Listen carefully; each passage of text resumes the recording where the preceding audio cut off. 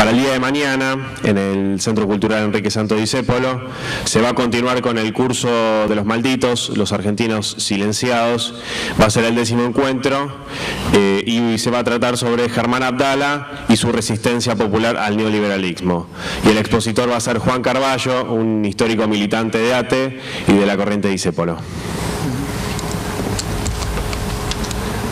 Bueno, vamos a continuar. Le agradecemos a Mario y también anunciamos que el 23 de noviembre ya tenemos confirmada su presencia en el Centro Cultural dentro de este ciclo que les comentaba antes.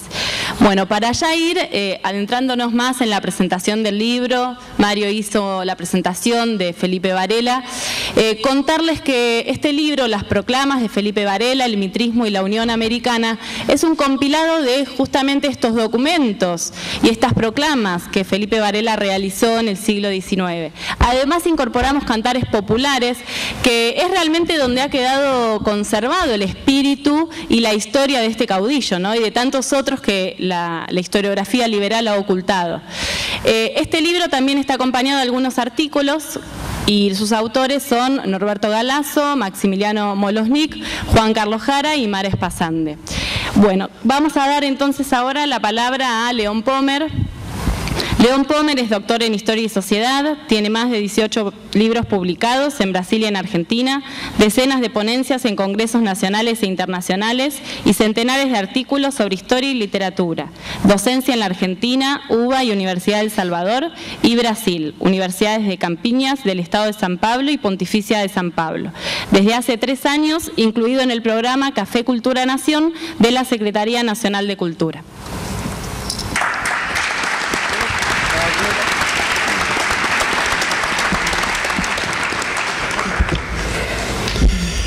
Bueno, voy a comenzar con la excelente costumbre que instauró Cristina. Buenas noches a todas y a todos.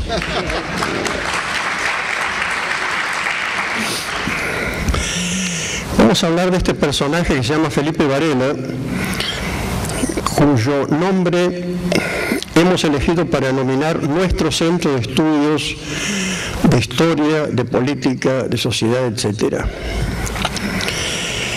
Felipe Varela se inscribe en uno de los momentos más trágicos de la historia del pueblo argentino. Un periodo que comienza en 1861 y se va a prolongar hasta las derrotas sucesivas de López Jordán en la provincia de Entre Ríos. Son algo más de 10 años en que, de hecho, se desarrolla una guerra civil en nuestro país. A partir de 1861, la clase dominante de Buenos Aires, esa burguesía mercantil terrateniente, inicia la conquista armada de lo que despreciativamente llamaban los 12 ranchos. Los 12 ranchos eran las entonces 12 provincias argentinas. Inician la conquista armada lanzando ejércitos que degüellan prisioneros, queman pueblos y obedecen estrictamente a la moral, si se puede hablar de moral, de ese grupo dominante para el cual no existía límites para imponer su dominación. Si alguien quiere averiguar cuál es el linaje de los que hoy están queriendo vender a la Argentina, tiene que retrotraerse a ese momento histórico. Inclusive podemos ir un poco más atrás, pero lo vamos a dejar para otra oportunidad. Felipe Varela representa de alguna manera el federalismo provinciano que se opone a Rosas que en definitiva es representante de una parte muy considerable de los terratenientes y también de los mercaderes porteños. Digo una parte porque no olvido que en algún momento hubo una sublevación llamada de los Libres del Sur. No voy a discutir los méritos de Rosas en lo que hace a la defensa de la soberanía, pero por otro lado fue un fiel representante de esos intereses porteños que se se opusieron a la organización del país en la medida que ellos no podían imponer los términos de esa organización. A partir de 1861, cuando Urquiza le regala una victoria a Mitre, una victoria de Urquiza, le regala a Mitre, se inicia la conquista armada del interior. Comienza el proyecto de formación del Estado en la Argentina, que va a tener varios episodios, todos ellos terriblemente sangrientos, que van a incluir la Guerra del Paraguay, la promoción de un levantamiento en la República Oriental del Uruguay para derribar un gobierno del Partido Blanco que el mitrismo porteño consideraba como uno de sus enemigos. Felipe Varela no solamente representa el sentido de defensa de lo propio, el sentido federalista en el mejor aspecto, sino que eso va acompañado en él con un ideario latinoamericanista. Precisamente sus manifiestos, sus documentos, hablan de la solidaridad con Paraguay durante la guerra, pero hablan sobre todo de un único país, el antiguo país colonial sometido a la corona española. Era considerado por Felipe Varela, y no solamente por él, pero finalmente ese caudillo que participa junto con otros caudillos de la denigración sistemática a que han sido sometidos por la historiografía liberal, ese caudillo levanta la más noble de las banderas, la bandera de oponerse a la carnicería que acabó siendo la Guerra del Paraguay, y al mismo tiempo, de una manera muy práctica, no solamente a través de manifiestos, encabeza un levantamiento que va a causar muchos dolores de cabeza al presidente Mitre, que se va a ver obligado a retirar gran parte del ejército argentino de las trincheras del Paraguay para acabar con las sublevaciones internas. Esos 5 años que prosiguen la violencia iniciada en 1861 hasta el 65, esos 5 años en que argentinos de todas las regiones, por diferentes motivos, muestran claramente que esa guerra no es la guerra de ellos, y que en todo caso la guerra era un flagelo muy presente desde los tiempos coloniales. En el área guaranítica argentina, una identidad cultural, idiomática, tradicional, con el pueblo guaraní paraguayo, va a determinar una adhesión irrestricta, una adhesión que el general Urquiza va a conocer en carne propia cuando 2 ejércitos se le desbandan con los jefes militares a la cabeza. Jefes militares y pueblo que habían sido fieles a Urquiza, caudillo omnipotente, pero que consideran que constituye una verdadera traición al federalismo y al americanismo, esa guerra inicua en la cual Urquiza ha tomado de alguna manera participación. Felipe Varela es un símbolo, así como lo es también un formidable símbolo, esa lucha de las masas populares. Si en el área guaranítica esas masas populares se sentían hermanadas con los paraguayos, en otras regiones de aquella Argentina donde todavía no había una consolidada conciencia nacional, en otras regiones los criollos de pata al suelo no concebían la posibilidad de ir a brindar su sangre a una guerra que no era la de ellos ni la entendían. La represión fue muy brutal. En esos 5 años de guerra civil, que vuelvo a decir, continúan a la guerra civil iniciada en 1861, mueren, según estadísticas de la época, mueren más argentinos aquí adentro de los que mueren en el campo de batalla, y los que mueren en el campo de batalla no eran pocos. Eso muestra con qué de nuevo ese pueblo protagonizó esa formidable epopeya que, curiosa y significativamente, fue omitida de los manuales de la historia liberal. Recientemente, interpelada una profesora de la UBA de por qué la guerra del Paraguay no figuraba en los planes de estudio del grupo liderado por Romero, ella respondió lo siguiente: fue una guerra exterior, no tiene nada que ver con nosotros. Eso puede ser ignorancia, cosa que dudo. Eso significa deshonestidad intelectual. La fidelidad al jefe de la facción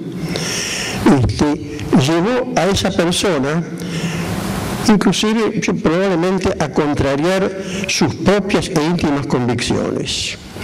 Negar, justificar la ausencia de esa guerra, justificarla porque esa guerra no pudo ser asumida por la historia oficial, porque fue una guerra contra, objetivamente, de hecho, fue una guerra contra la oligarquía bonaerense que estaba imponiendo a sangre y fuego su férula sobre los 12 ranchos, con alianzas regionales como los azucareros de Tucumán, etcétera, los tahuanos de Santiago del Estero y demás, ¿no?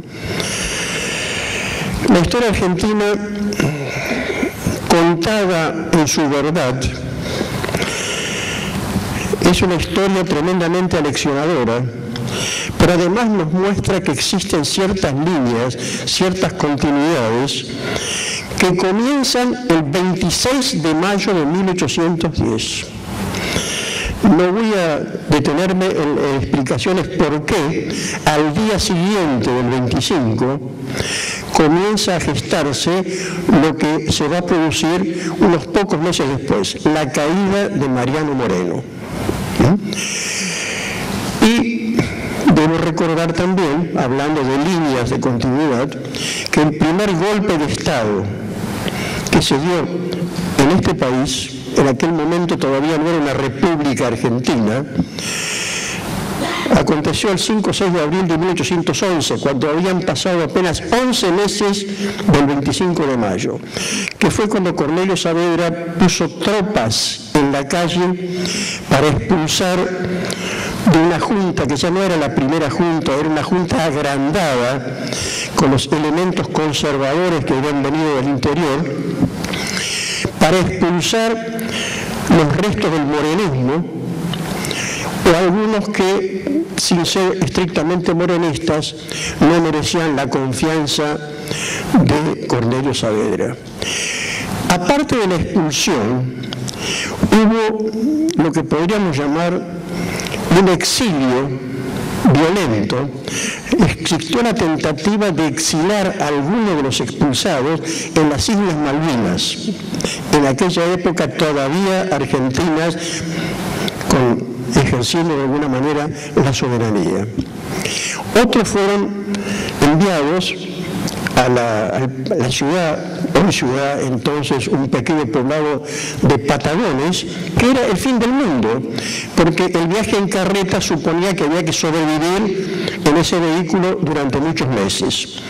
No quiero extenderme demasiado, pero quiero decir lo siguiente: desde el 26 de mayo de 1810 hasta hoy, pasando por esa feroz embestida contra el interior, que fue para la oligarquía una necesidad para imponer su dominación sobre el conjunto de aquel espacio que sería la República Argentina, pasando por la Guerra del Paraguay, que tuvo que destruir un modelo de desarrollo autónomo que contrariaba no solamente a los muchachos de Buenos Aires que compraban y vendían, sino que contrariaban sobre todo la formación del sistema internacional que era promocionado y dirigido por las grandes potencias de la época, con Inglaterra a la cabeza.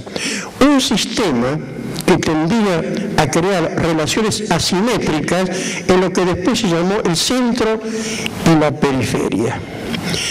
Un país que había desarrollado una autonomía donde las decisiones se tomaban en función de los intereses propios, inclusive, doble pecado, de intereses populares, ese país debió ser condenado. Y fue condenado, fue pasado a sangre y fuego. Nosotros reivindicamos en la figura de Felipe Varela un personaje popular, un hombre que no responde a la iconografía del caudillo bruto, ignorante, salvaje, etc. Un hombre que firma manifiestos llenos de americanismo y solidaridad con los pueblos, un hombre en el cual nos reconocemos de alguna manera como inspirados por ese personaje, que no es el único de los personajes de la historia argentina que nos sirve de inspiración. Sobre todo nos sirve de inspiración esa formidable epopeya protagonizada por las masas populares argentinas a partir de 1861 hasta la derrota de Entre Ríos de López Jordán. Bueno, eso es lo que quería decir, nada más.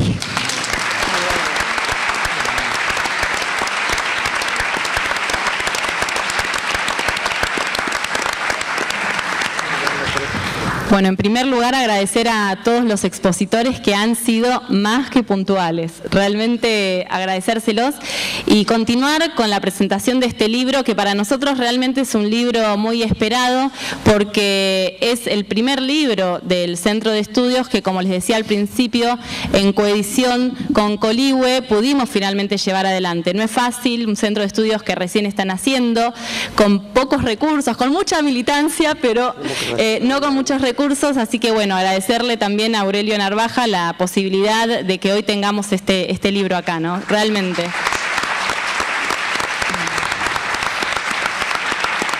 Bueno, que además es un libro que publica las proclamas enteras. Lo quiero subrayar, parecería algo normal, pero en la historia ha ocurrido que son proclamas que muchas veces fueron recortadas, por lo menos algunas palabras o renglones no menores. Pero bueno, creemos que la honestidad intelectual, como decía León, y el rigor científico deben estar presentes y que no son incompatibles con la militancia, ¿no?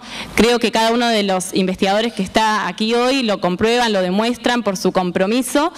Y bueno, y en particular nosotros queremos hoy aprovechar esta oportunidad para poder agradecerle a Norberto Galazo su obra, sus aportes, el ejemplo realmente que es para nosotros como investigador y como militante. Y esto tal vez lo tome un poco por sorpresa, pero ustedes saben que como centro de estudios nosotros compartimos, y muchos de los que estamos en el centro compartimos con el Centro Cultural Enrique Santos Discépolo, que de alguna manera fue el núcleo del cual a partir de los años 90 se fue gestando este grupo de personas que comenzaron, bueno, a acompañar a Norberto en esta tarea que él hace tanto tiempo, ¿no? Por eso es que desde la corriente política Enrique Santos Discépolo pensamos que hoy era un día especial y nos gustaría rendirle un pequeñísimo y sencillo homenaje. Por eso...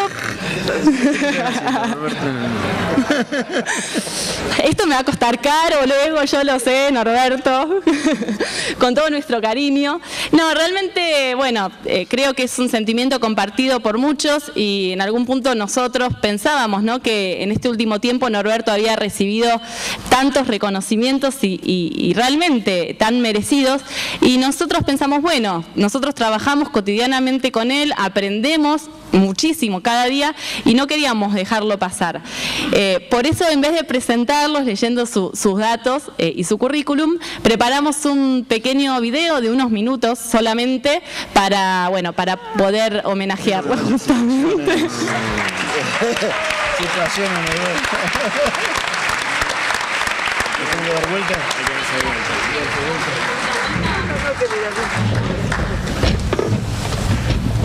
bien ahí? ¿Les tapamos? No tapan. No, creo que no.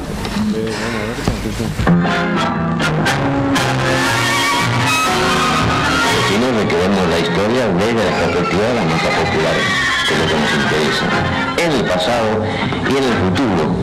Porque no vemos el pasado porque nos interesa revolver cosas viejas, nos interesa el futuro, y para que haya un futuro, ¿no?, de igualdad social, y un futuro donde los trabajadores no sean explotados ni sean discriminados, nosotros recurrimos al pasado.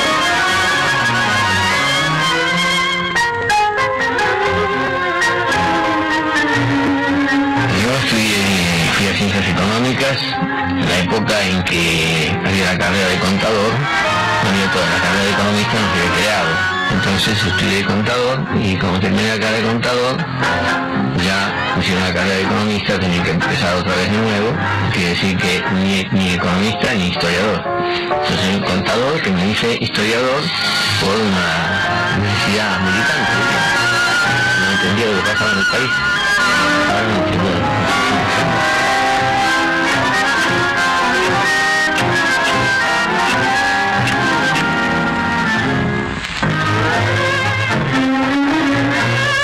Hace unos días leí un libro que firma un mozo, Alberto Galasso. Su título, Discépolo y su época. Lo que había leído en el libro de Galasso me tocó entonces. Y mordisquito, porque Discépolo tiene dos imágenes, la de antes del 45 y la de después. Galasso dice que estos autores no presentan esa cara de Discépolo por motivos políticos, y ha de ser así nomás. Conservaré su libro como un ejemplo. Lo felicito, lo admiro. Quisiera haber podido escribir alguna vez un libro de esas dimensiones y de estos alcances. Acababa de leer Discépolo y su época. Estaba entusiasmado por el arrebato suyo de decir tantas verdades que hace rato muchos queremos encontrar en los libros argentinos y que algunos se desesperan en ocultar. Es por eso que se tiraron como fieras sobre su libro. Siga usted cabalgando, amigo Galasso, al atacarlo así, en patota. Le han hecho el mejor elogio de todos. Un abrazo y adelante. Estimado amigo, he recibido su carta del 23 de octubre y le agradezco el recuerdo y saludo que retribuyo con mi mayor afecto. Con referencias a las cartas del amigo don Raúl Scalabrini Ortiz, desgraciadamente no tengo copia porque en esta vida un poco transhumante del exiliado político no llegó a archivo. Sin embargo, recuerdo perfectamente el contenido de las mismas, tanto de las que escribí como de mis contestaciones a tan ilustre compatriota y amigo. Sabiendo cómo pensaba Scalabrini y cuál fue su invariable conducta ciudadana y patriótica, no es difícil imaginar otra cosa sobre su lucha constante por las banderas que no son comunes: la justicia social, la independencia económica y la soberanía popular y nacional, de las que siempre fue él un paladín. Le ruego que, con mis mejores deseos, acepte mi saludo más afectuoso y cordial. Un gran abrazo, Juan Perón.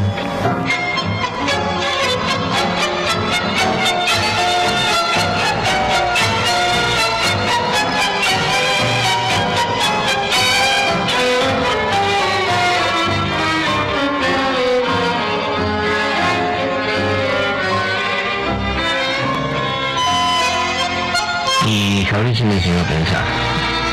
Con Fabrici me enseñó a pensar concretamente. Yo rescato su vocación revolucionaria, que lo lleva a ser un intelectual de avanzada y al mismo tiempo poner el cuerpo cuando hay que ponerlo.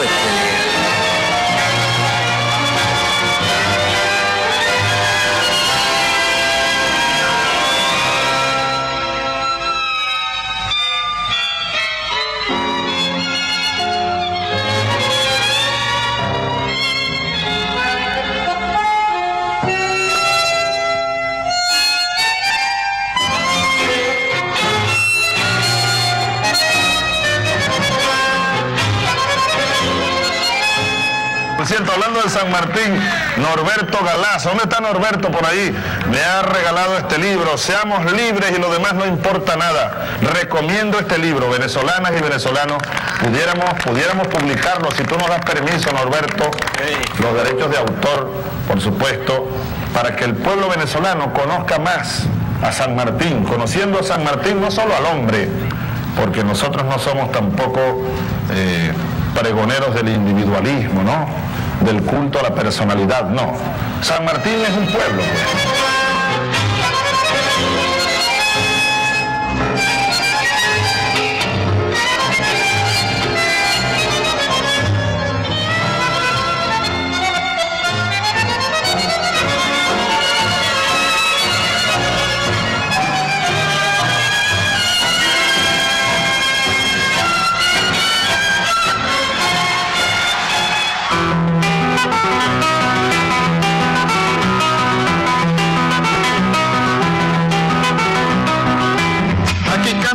Caminante que muy mucho ha caminado y ahora vive tranquilo y en el cerro colorado.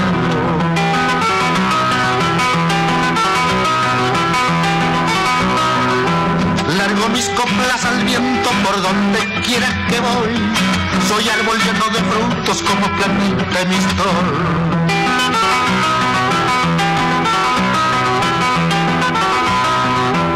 Cuando ensillo mi caballo me largo por las arenas y en la mitad del camino ya me olvido de las penas. Caminiaga, Santa Elena, el Churiquí, Rayo Cortado, no hay pago como mi pago, mi verso colorado.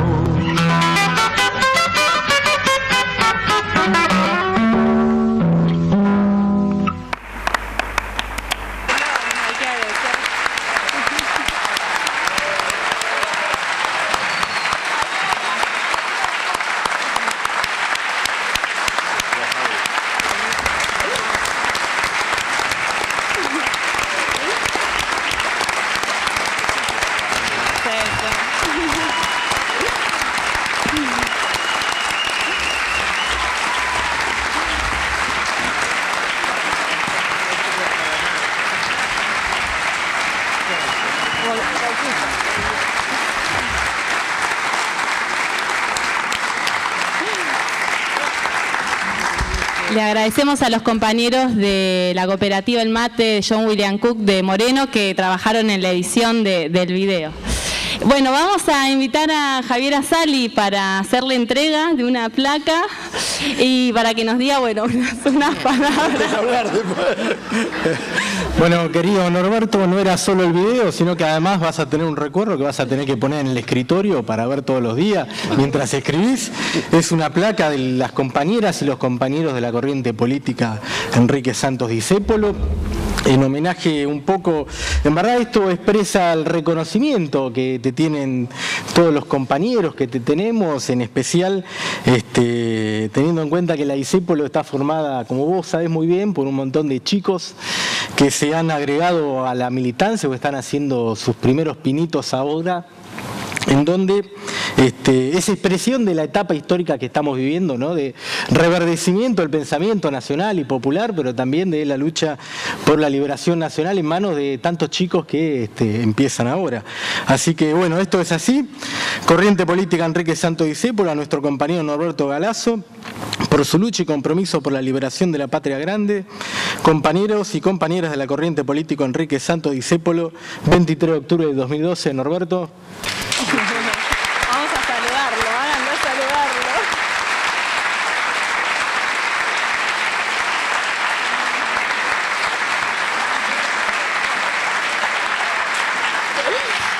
Ahora sí le damos la palabra. Qué bonito. Lindo, muy lindo.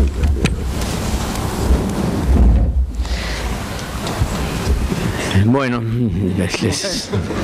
no sé qué decir ya.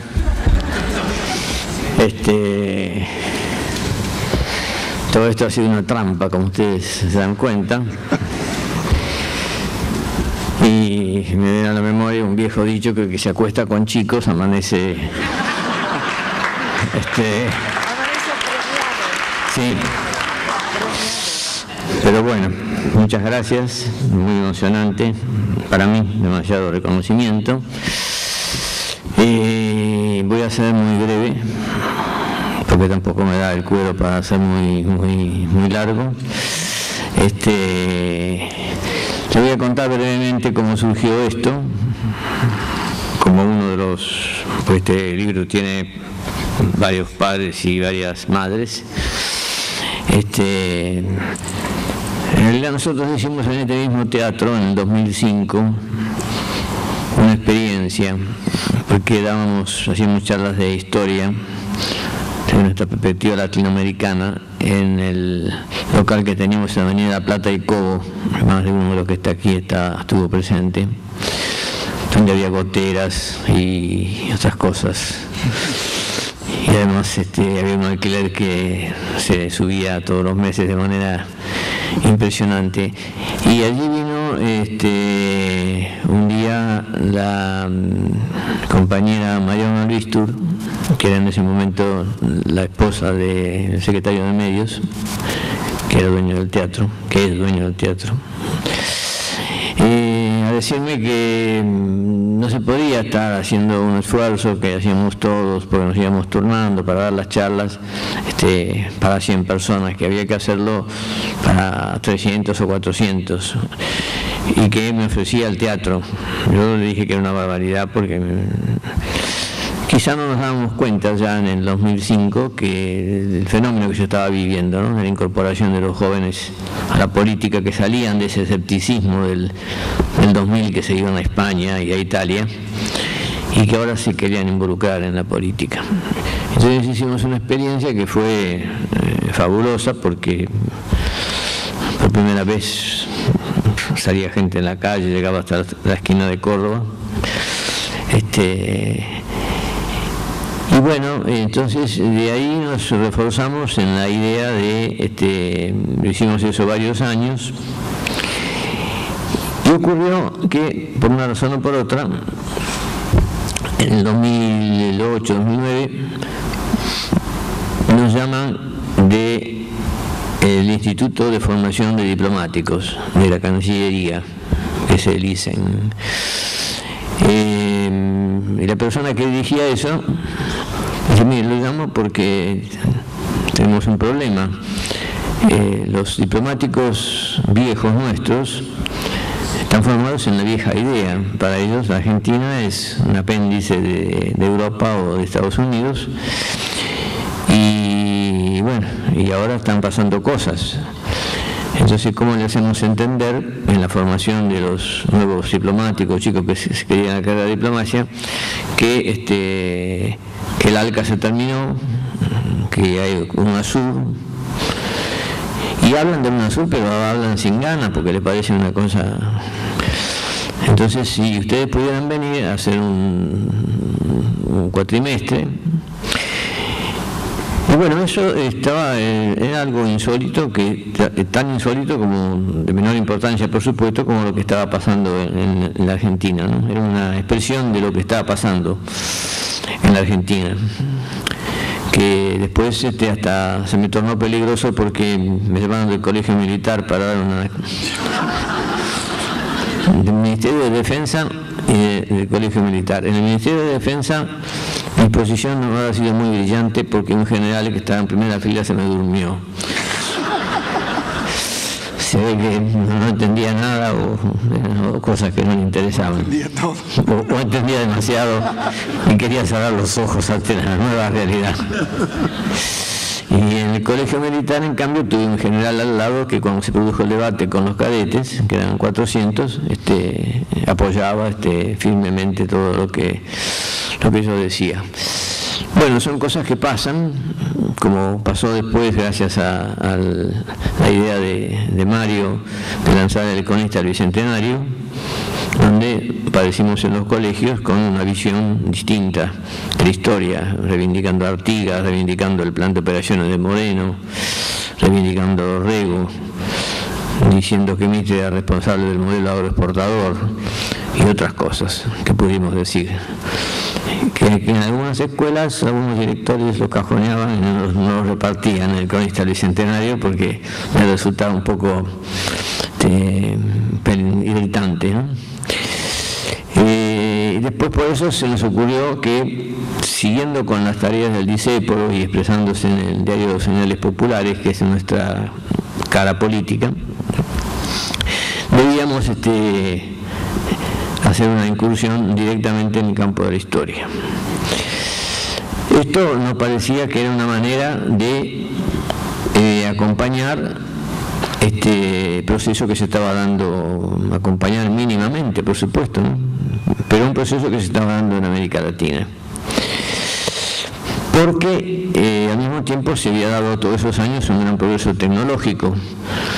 Entonces los chicos, esos chicos que se sientan en los últimos bancos, que son los más peligrosos, no me hago referencia a ninguno de ustedes, no sé si han tocado los que están en los últimos bancos, pero los que sientan en los últimos bancos son los más pícaros y lo que se le ocurren cosas que los ponen a los maestros en aprietos, ¿no? Entonces por ahí metían el dedo en una tecla de internet y veían la biografía de Dorrego. Y resulta que Dorrego hizo su primera actuación como un revolucionario en Santiago de Chile. ¿Qué tenía que hacer Dorrego en Santiago de Chile? Le preguntaban a la maestra. Y la maestra le decía, eso es muy importante, lo vamos a analizar la semana que viene, porque salía para dónde agarrar. Y se le preguntaba al director, y el director tampoco tenía idea de eso. Hubo otro chico que, dadas las migraciones bolivianas y paraguayas, decía qué es lo que pasó en el Paraguay, que fue un genocidio, parecía, en el Paraguay. ¿Y por qué que Argentina que tenía que ganar? Entonces alguien decía, no, porque Argentina quería colocar sus productos industriales y Solano López cerraba el mercado. ¿Y qué productos industriales si Argentina no tenía industria? Entonces eran productos industriales de otros en todo caso. Era una Argentina que estaba sirviendo intereses de otros, ¿no? ¿Y cómo puede ser que apareciese una proclama de Felipe Varela refiriéndose a 50.000 muertos? 50.000 muertos en el noroeste, como consecuencia de las represiones a que hacía referencia a León. 50.000 muertos sobre una población de 1,5 millones de habitantes. Compárenlo, sin lógicamente importancia tiene un muerto, pero compárenlo con 30.000 desaparecidos en 30 millones y tanto de habitantes, ¿no? Así que eso ha sido terrible, ha sido primero un genocidio de todo el noroeste y después un genocidio del Paraguay. Y bueno, entonces nos fuimos convenciendo, porque se daba el fenómeno de que nosotros seguíamos dando charlas en verano, y en verano venían muchos maestros que durante la época escolar estaban en escuelas nocturnas y no podían asistir. Entonces había casi más gente en verano, que las escuelas nocturnas generalmente son de adultos. Entonces, donde se les manifestaban esas inquietudes, donde algún descendiente de bolivianos le preguntaba, ¿y por qué se llama Bolivia? Se llama Bolivia por Bolívar, pero bueno, pero Bolívar no quería que se creara el país Bolivia. Incluso lo retó a Sucre, a pesar de que Sucre era su gran amigo y su mano derecha, porque esas provincias, toda esa zona del Alto Perú, le dice, eso forma parte de las Provincias Unidas. Como Rivadavia le dijo que Buenos Aires estaba cansado de preocuparse por esa gente, entonces Sucre no tuvo más remedio que convertirla en un país independiente, ¿no? Esto sin significar que le restemos importancia hoy a Bolivia, que está entre los países que encabezan la revolución en América Latina. Bueno, todo eso nos fue llevando a la idea de que había que hacer unos cuadernillos, los hicimos, unos cuadernillos de la historia argentina, pero también nos quedaba esta idea de que el hecho de que Chávez hablase de la República Bolivariana de Venezuela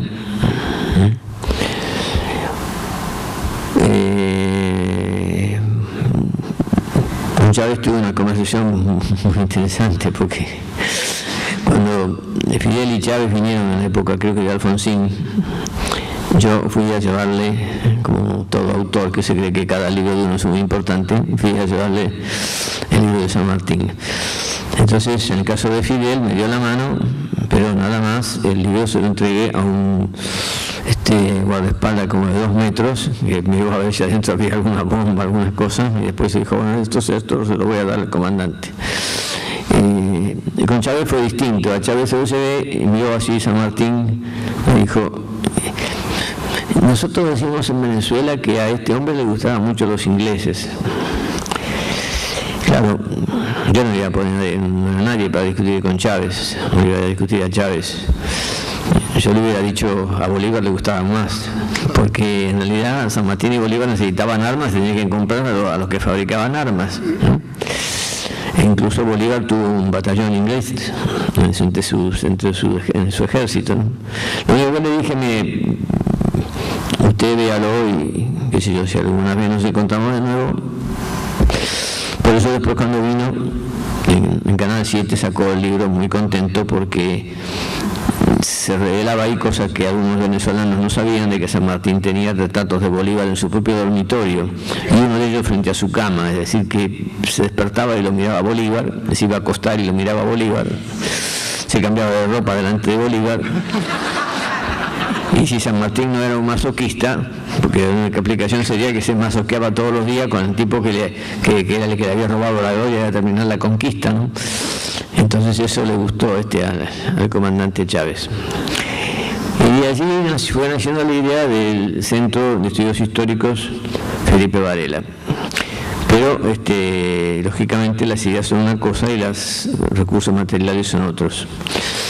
Entonces tuvimos la idea, pero no la podíamos concretar. Entonces yo lo fui a ver a Aurelio Narvaja, que es el que más me ha publicado, la editorial donde yo más publicado, para plantearle el asunto, porque bueno, él es un militante, está en carta abierta y que además integra el centro, manifestó su deseo de integrar el Felipe Varela.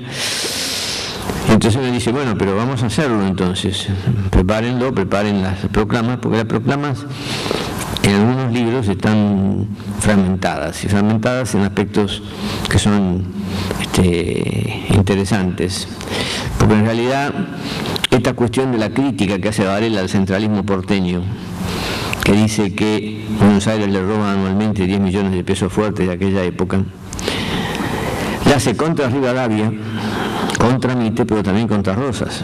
Por eso Varela junto con el Chacho se levantan contra Rosas en el año 1840 y Varela se exila. Varela pasa gran parte de su vida exilado y se convierte en capitán chileno porque ingresa al ejército chileno. Todo esto que el liberalismo, por supuesto, no lo entiende, porque el liberalismo entiende que lo importante es ser blanco, rubio, de ojos azules y, si es posible, decir gentleman o alguna de esas palabras inglesas. Tampoco lo entendía la mayor parte de los rosistas, que entendían que la cuestión es ser nacionalista argentino. Y Varela entra a apoyar una revolución, la revolución de los colorados contra la guerra del Paraguay, con 15 chilenos y con unos poquitos cañoncitos que le facilitan en Bolivia.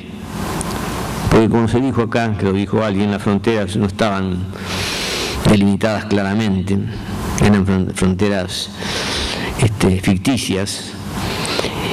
San Martín, sino que tenía que hacer San Martín, ser protector del Perú o ser el liberador de Chile, ¿no es cierto? Y entonces algunas de estas cosas no se mencionaban. Entonces llegamos al acuerdo con el editorial Coligüe para hacer este libro, al cual el compañero Juan Carlos Jara le agregó una cronología, el compañero Molosnik un análisis así enjundioso como él acostumbra,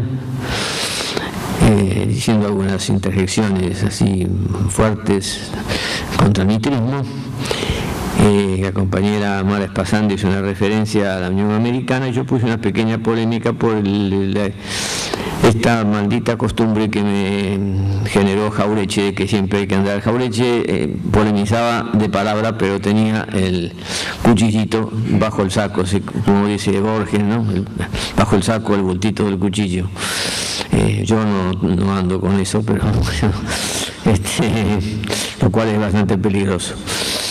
Le damos una polémica y le damos unas coplas populares, porque en general ahora se ha entendido que la historia oral es muy importante. Y en muchos colegios mandan a los chicos a hablar con la gente mayor del barrio. La gente mayor del barrio recuerda cosas, como recuerdo yo que he viajado en un tranvía, por ejemplo, que era un elemento cultural más importante que la televisión, porque uno tardaba tanto en llegar hasta el centro de mi barrio que podía leer la Divina Comedia en el transcurso del trayecto. Pero bueno, la gente mayor a veces modifica algunas cosas de su historia personal para favorecerse, así que hay que tamizarle un poco. Pero también cuenta muchas cosas que son reales.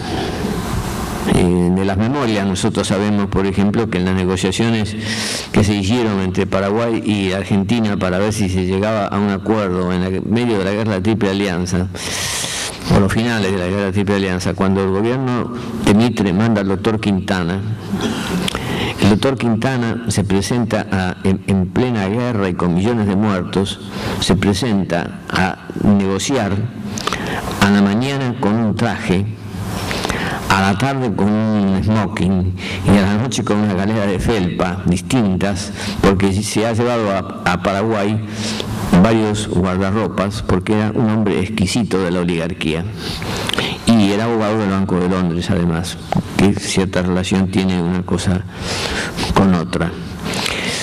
De manera tal que esta es la idea, pero la idea no queda aquí, porque lo que conversamos con Narvaja es que Coligüe y nosotros vamos a tratar de seguir en este tren de reivindicar todos aquellos aspectos que han quedado en el olvido. Es necesario imprescindiblemente formar cuadros, porque como aquí se dijo, la gente privilegiada no va a ceder los privilegios tranquilamente. Entonces, ha salido últimamente y se ha circulado mucho por correos electrónicos las indicaciones para los golpes blandos de Jane Sharp, donde se dice que como los ejércitos están un poco desprestigiados, lo que hay que hacer es actuar con la policía, provocar conflictos en la policía o en la gendarmería, o crear cierta inseguridad en la gente, pasando por las cámaras televisivas, si hay un asesinato a la mañana, pasarlo durante todo el día 20 veces para que se crea que hay 20 asesinatos, hacer cortes de rutas para crear motivos de irritación en la persona que va manejando, que generalmente si tiene un auto tiene una cierta condición. Y eso lo llaman golpes blandos. Ellos dicen los golpes blandos no llevan al derrocamiento por la fuerza, llevan a que en determinado momento haya una tal inseguridad que se produzcan manifestaciones con injurias contra el gobierno, como ya hemos visto, como vamos a ver ahora el próximo 8 de noviembre, aunque pienso que van a ser menos. Y esto puede traer, dice, los motivos para un juicio político al presidente o a la presidenta de la nación. Entonces es un golpe blando, si tuvieran mayoría para un juicio político, ¿no? Pero también se puede jugar a que si el juicio político no es posible, se puede jugar al desgaste personal. Si uno utiliza todos los medios de difusión contra una persona o contra los que apoyan a esa persona, como en el caso de la Nata ayer, que sale a denunciar a Delía por supuestas latrocinios y cosas así, esto puede llegar a una renuncia del presidente o vicepresidenta. Esto hacía recordar la campaña que le hizo el periodista Lacerda a Getúlio Vargas, que lo llevó al suicidio a Vargas, ¿no? La Cerda no había leído a James Sharp, que es de la Fundación Albert Einstein, le puso para demostrar que es científico. Pero eso es lo que hace, no es que haga temer, sino que hace que la alerta que hacía Estela sea correcto, es decir, es necesario formar cuadros, es necesario que esos cuadros sean cuadros teóricos, pero sean cuadros también militantes, es necesario ganar las calles, es necesario refutar las falacias que hacen los medios de comunicación, es necesario organizarse y es necesario avanzar en la unidad latinoamericana.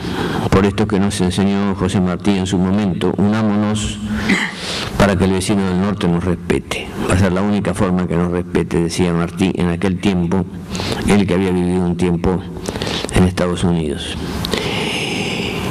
Y creemos, por lo menos yo tengo la certeza, porque soy muy optimista, creo hasta que San Lorenzo va a ganar la próxima. Estamos perdidos. Miren si soy optimista. Creemos que los más jóvenes que están acá van a vivir una América Latina unificada, con un Banco del Sur funcionando, no como ahora que está trabado por mil dificultades, quizás con una empresa energética latinoamericana, quizás van a manejar moneda latinoamericana, pero todo eso hay que ganarlo, es una batalla que hay que dar en los próximos años. Creo también, y estoy casi seguro, que en América Latina la característica fundamental está siendo la de los movimientos nacionales, como acá lo dijo Rubén Gris, y se está dando al mismo tiempo, como también lo dijo Enrique Martínez, que esos movimientos nacionales existen, pero no existen las burguesías nacionales capaces de desarrollar capitalismos autónomos. Con lo cual, uno tiene la certeza que esta experiencia que está haciendo Chávez, que ha expropiado más de 600 empresas ya, que ha logrado terminar con el analfabetismo, que ha logrado disminuir notablemente los índices de mortalidad, que ha logrado repartir la renta petrolera para todo el pueblo, no como antes que los utilizaban en gastos o derroches como los gobiernos anteriores, nos va a llevar, y con esto terminamos, a que esta América Latina que se va a unificar se va a liberar, pero se va a liberar bajo formas de propiedad social, que cada uno hará como pueda. Algunos serán prioritarias las cooperativas, otras serán prioritarias las empresas del Estado, otras serán mutuales, pero es imprescindible para poder hacer la unidad quebrar la extranjerización del aparato productivo que se produjo durante el neoliberalismo. Aquí hay una extranjerización muy profunda, ellos son los que provocan la inflación, la inflación no la provoca la emisión de dinero. Frente a un pequeño aumento de salarios, ellos aumentan los precios preventivamente, forman precios porque son oligopolios o monopolios. Dos controlan el cemento, dos controlan la leche, dos controlan los artículos de tocador. Y esto es necesario, para enfrentarlo, tener fuerza suficiente. Porque ellos consiguen a través de las grandes corporaciones mediáticas asonsar gente, como decía Jauretche. Nosotros humildemente decimos que no somos vivos, somos giles avivados. Eso sí, giles avivados de muchas cosas. Así que sabemos ya los periodistas que han sido comprados, no sabemos por los precios, pero sabemos que han sido comprados la mayor parte de los periodistas, que se intenta renovar la cautelar el 17 de diciembre por un año más y van a hacer todas las trapisondas posibles habidas y por haber, que el 8 de noviembre se van a jugar enteros la gente de Clarín, que está haciendo ahora una propaganda en la pantalla a favor de Clarín, diciendo usted que nos compró tanto tiempo, qué sé yo, ¿no? Entonces, para eso, recordando lo que me decía un viejo revolucionario que tuve la suerte de conocer, hay que estudiar profundamente las cuestiones porque hay que conocer la verdad histórica, la verdad de la economía, la verdad de la sociedad, la verdad de las trampas jurídicas. Pero todo eso es el 50%. El otro 50% es tener la fuerza, y eso lo da la organización y la unidad del pueblo. Nada más, gracias. Muchas gracias.